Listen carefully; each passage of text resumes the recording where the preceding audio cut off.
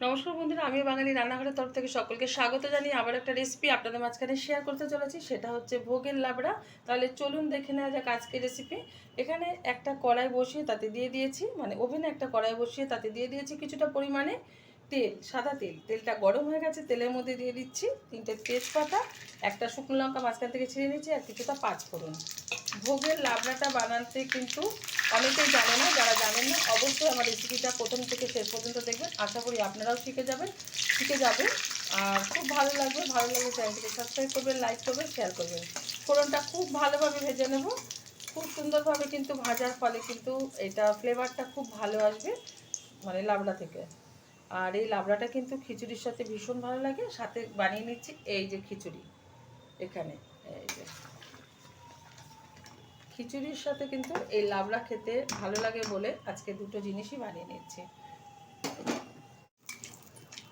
ফোড়নটা খুব ভালোভাবে ভাজা হয়ে গেছে। এখন দিয়ে দেবো এর মধ্যে কুচিয়ে রাখা কিছুটা নারকেল। নারকেলটা আমি কুচিয়ে ব্যবহার করেছি, আপনারা কিন্তু এটা পুড়িয়েও ব্যবহার করতে পারেন, তাতেও ভালো লাগে। তবে নারকেলটা এরকম কুচিয়ে দিলে একটু লাবড়াটা খাওয়ার সময় মুখও পড়বে, মানে দাঁতের চিবোতে ভালো লাগবে আর খেতেও ভালো লাগবে। এখন দিয়ে দিচ্ছি এর মধ্যে কিছুটা চিনেবাদাম আর কিছুটা কিশমিশ। এবার একটু ভেজে নেব। ওভেনের আঁচটা লো করে দিচ্ছি, নাহলে কিন্তু পুড়ে যাওয়ার ভয় আছে কিশমিশটা, বাদামটা।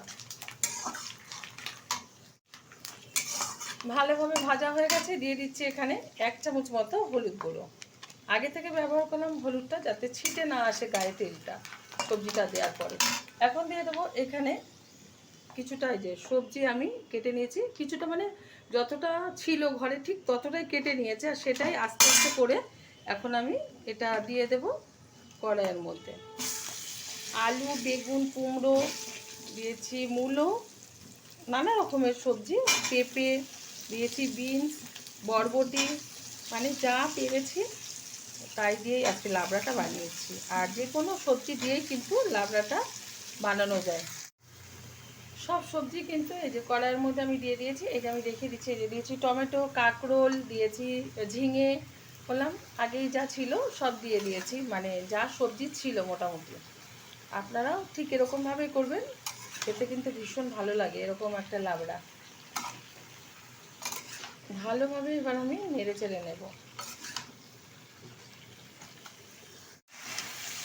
খুব ভালোভাবে কিন্তু সবজিটা নাড়িয়ে নিয়েছি, মানে নাড়িয়ে চাড়িয়ে নিয়েছি। এখন দিয়ে দেবো এর মধ্যে পরিমাণ মতো লবণ। দিয়ে দিচ্ছি কুচিয়ে রাখা ধনে পাতা আর কিছুটা চিড়ে রাখা কাঁচা লঙ্কা। দিয়ে দেবো স্বাদ মতো চিনি। এবার খুব ভালোভাবে কিন্তু মিশিয়ে নেব। মিষ্টিটা যাদের অপছন্দ তারা ব্যবহার করবে না, তবে লাবড়ায় কিন্তু একটু মিষ্টি লাগে, আর খেতেও কিন্তু ভীষণ ভালো হয় একটু মিষ্টি দিলে। এখন আমি একটু ঢেকে দিচ্ছি, নাহলে মজবে না।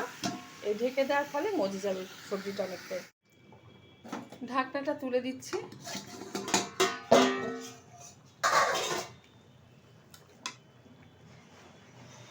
একটু নাড়িয়ে দিচ্ছি। অনেকটা পরিমাণে কিন্তু জল বেরিয়ে আসছে সবজি থেকে। আমি আর এক্সট্রা কোনো জল ব্যবহার করব না। এরকম অবস্থাতেই হাই আছে আমি ঢেকে রান্না করে নেব প্রায় 10 মিনিট মতো। তারপরে আমি ঢাকনাটা তুলে দেখাবো কেমন হয়েছে। ঢাকনাটা তুলে দিচ্ছি। কতটা পরিমাণে সবজি থেকে জল বেরিয়েছে বন্ধুরা দেখতেই পাচ্ছেন। এই কারণেই কিন্তু আমি সবজিতে কোনো জল ব্যবহার করিনি, কারণ যেসব সবজি আছে না এইসব থেকে কিন্তু অটোমেটিক সিদ্ধ হওয়ার পর জল বেরিয়ে আসবে। এখন কিন্তু এই জল, মানে ঝোলটা যে বেরিয়েছে, যে জলটা এতে ঝোলে পরিণত হয়েছে, এটা আমি টানিয়ে নেব একটু শুকনো শুকনো টাইপের, যেহেতু লাবড়া করে। এখন এর মধ্যে দিয়ে দেবো স্পেশাল একটা মশলা, জিরে, ধনে, তেজপাতা, লঙ্কা একসাথে আমি ভেজে গুঁড়ো করে নিয়েছি। এটা দেওয়ার ফলে কিন্তু ভীষণ সুন্দর একটা ফ্লেভার আসবে, আর খেতে ভীষণ একটা স্বাদ আসবে, মানে খাওয়ার সময়। আপনারা কিন্তু এরকমভাবে একবার অবশ্যই ট্রাই করুন, আশা করি ভালো লাগবে।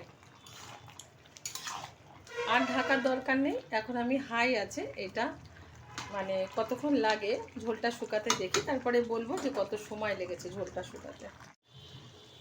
লাবড়ার মধ্যে যে ঝোল ঝোল ভাব ছিল সেটা কিন্তু টানিয়ে নিয়েছি, হাই আছে। এটা সময় লেগেছে প্রায় 7 মিনিট মতো। এখন আমি এটা নামিয়ে ঢেলে দেবো একটা পাত্রে। দেখা হবে পরের ভিডিওতে নতুন কোনো রেসিপি নিয়ে। ধন্যবাদ।